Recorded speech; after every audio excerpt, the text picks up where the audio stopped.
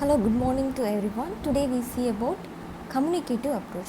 So I am Jenny Pushpa. I am from Maths department in St. Ignatius College of Education. So today we discuss about the communicative approach.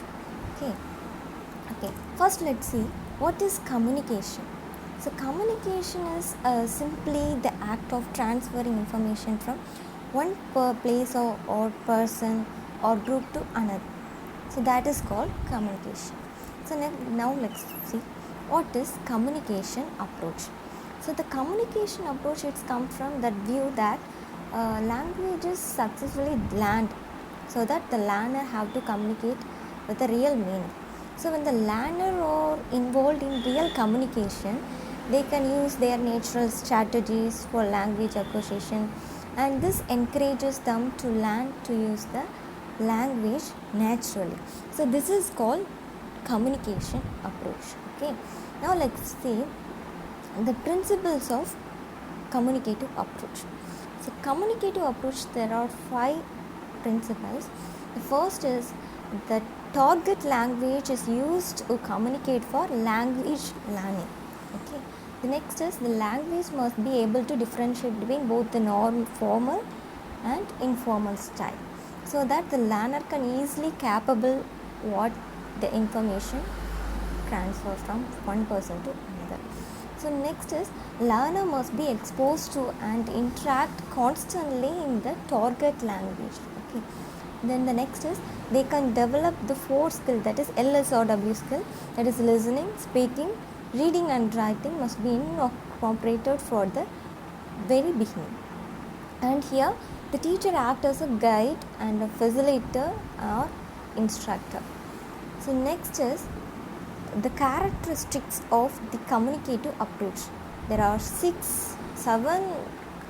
characteristics. There are 7 characteristics. The first is meaning. So in this approach, the meaning of each word and phrase plays an integrated role. So the meaning is important. And the second is contextualization. So here the contextualization, meaning should be presented in the appropriate contexts. Without context, they cannot be understood. Next is comprehensible pronunciation. So the approach focuses on activities such as drilling. So this could definitely encourage the learner for good pronunciation also. So the next is translation. So here the translation is used when there is a situation in which the students need or can benefit from it. The next is reading and writing. So the skill of reading and writing are taught from the very first day, so that they can understand and communicate in a proper way. And next is motivation. So here the teacher motivates the learner to work with the target language, so that here motivation is also important in the communicative approach. So the next is interaction. So interaction, learners are encouraged to interact with one people to another people using the target language through the group work or through writing. So these are the characteristics of the communicative approach.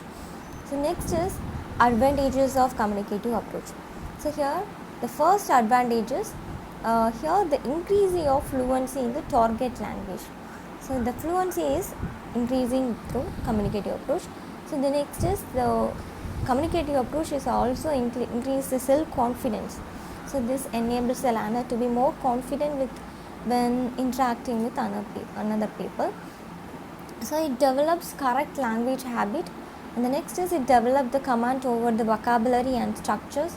And the next is it is motivational, meaningful, motivating others and self-rewarding. So this is the advantages of communicative approach. So next we see the disadvantages of the communicative approach. So here these are the disadvantages. The first is it is difficult for the teacher alone to check the language use of every student. So especially in a big class, the teacher role is very difficult to evaluating the students. So the next is the approach focus on fluency but not accuracy. So thus this lead to the grammatical incorrect sentences. So next is it increases the overload of teacher. So it depends on the teacher how motivating or boring the lesson will be. So it depends on the teacher work. So next is knowledge of the teacher must be very important and very good for this, so that the class, the whole section will be in a proper way. So the knowledge of the teacher must be very important here.